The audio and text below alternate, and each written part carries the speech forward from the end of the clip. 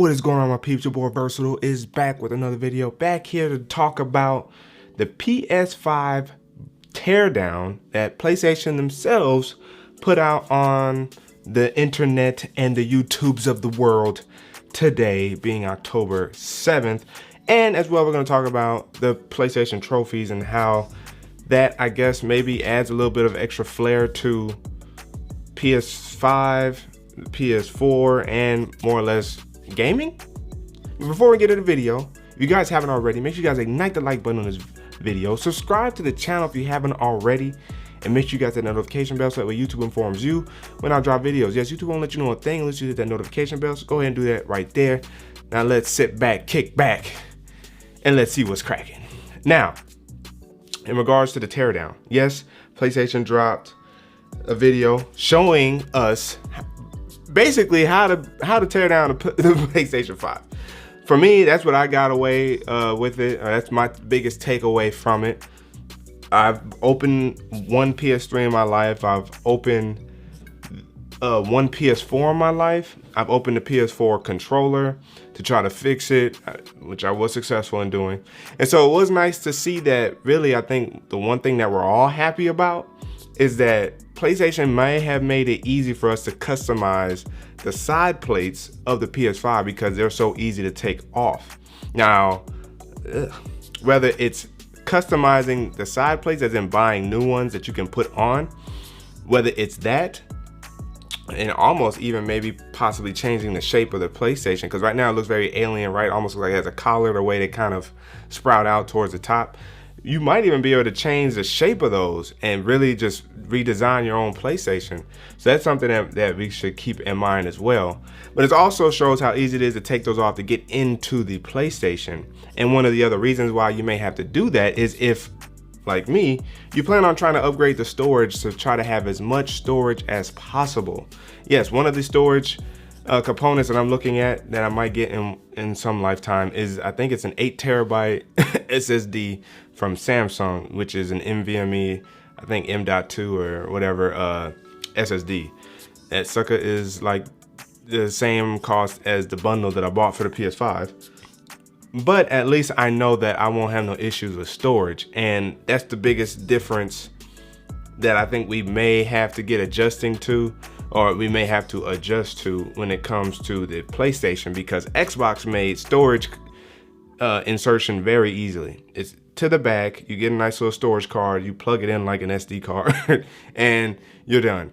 Whereas PlayStation, you have to crack off the side plate, do an unscrew here or there of a specific area, and then right there is where you are supposedly able to just easily install an additional SSD or swap out the SSD that's currently running. So it will be interesting to see how we all react to that and what we do. You guys plan on upgrading the storage of your PS5? We know it only comes with about 825 gigabytes, and that, I believe, is without knowing how much of that storage will be taken up by the UI and everything, which means that could be an additional 40 gigs that we lose right there just from the UI alone, which drops it down to about, 780 gigabytes worth of actual space. Now, given that SSDs are slightly different than hard optical drives, maybe storage for these games will be slightly different and we can actually squeeze more games onto them. We'll see. But that's going to be interesting to see there. One of the other things I also noticed is they had, I think clearly, what will be packaged with the PlayStation 5 is the stand. And they made a quick note to show us in the very beginning of the teardown video that you can take the stand off, hide the screw by, I like the attention to detail to the little stand, and then hook the stand onto the PlayStation 5 to orient it horizontally as opposed to vertically. Because as we all know with this PS5, this sucker is ginormous. All right, so yes, this is literally the biggest gaming console we have to date. Who knows if they will get bigger over time. I heard that the Xbox Series X also poses a slight issue when it comes to orientation and entertainment centers and shelves because of how it's shaped. It's really thick horizontally, and it's still, of course, tall vertically. So we're all going to be trying to find ways to retrofit these gaming consoles into our lives as well as our wallets.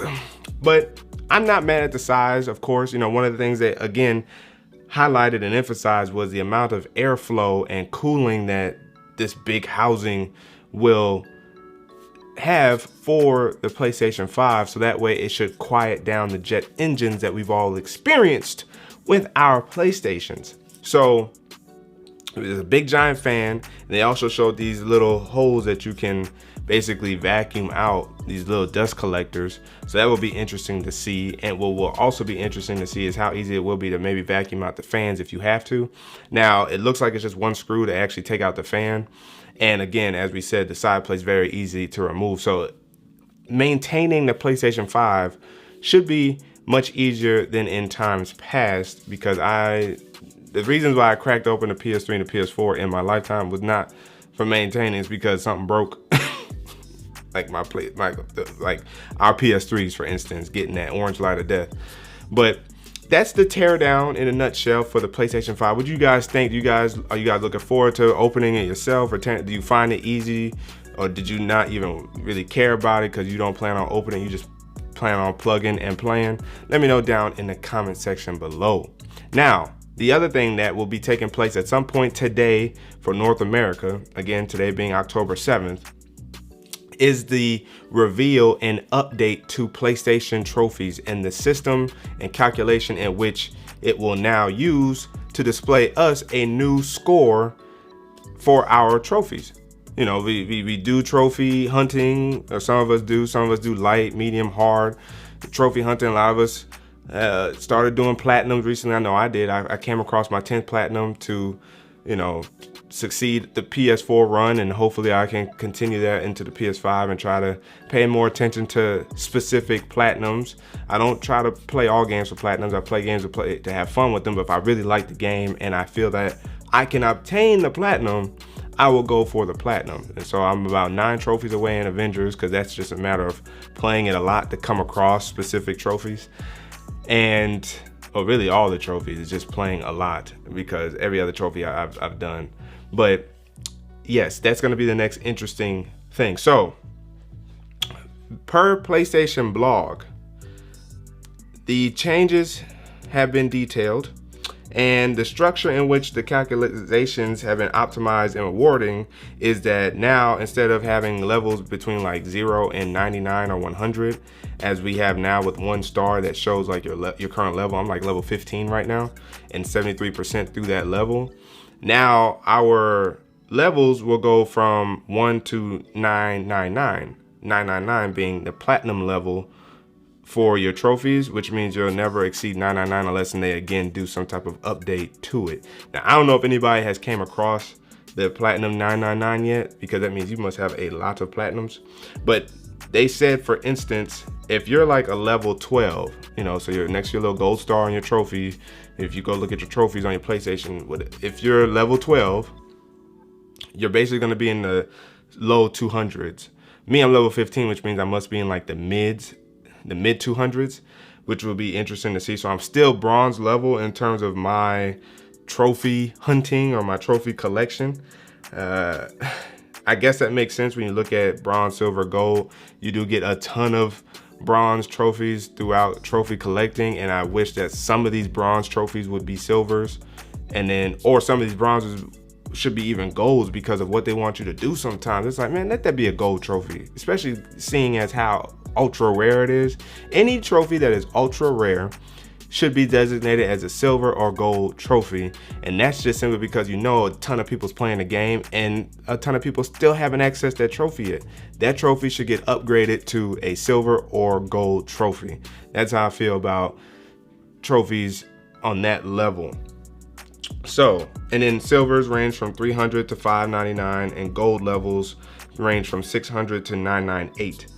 And so, yeah, as you collect trophies over time, you progress through that level. Now you upgrade. Now you should see your levels increase a little bit faster to show the rewards of you collecting trophies, because you could be stuck on level 12, 13, 14, 15 for a minute and you don't really get to see the progress as much because you don't know how many trophies you're getting to actually boost up to the next level. Whereas now with this system, with it ranging between basically 1,000 levels, now you'll get to see, you know, every 10, 15 trophies you get, you actually might bump up a level. So you go from 200 to 201 or 202. So you should actually see yourself go faster, which means it might incentivize you more to actually obtain that trophy or that next level in the trophy collection. So I thought I'd bring you guys that too. That's supposed to be going live today in North America, which is where I live in South Carolina. So I would imagine that's, if not by 9 p.m. Eastern, I would imagine that's probably technically by 11:59 p.m. or 12 a.m. rolling into tomorrow, where Europe and the like will likewise experience the new update in PlayStation trophies. I haven't got my PlayStation on yet today. I've been doing a lot of YouTube watching, just kind of chilling, relaxing today. So I'll be jumping on to play Avengers here soon. I've played Squadrons for a little bit. It's an interesting game. I'll bring my thoughts on that here soon. I wasn't expecting the way, I mean, I was, but then I also wasn't expecting my reaction to it, I guess you could say. Not to say that it's a bad game. I actually think it's a really cool game, and it's a nice game. And maybe if I play it more, I'll probably feel a little bit differently. But I played it for about 30 minutes, jumped back into Avengers, because Avengers is my bread and butter right now.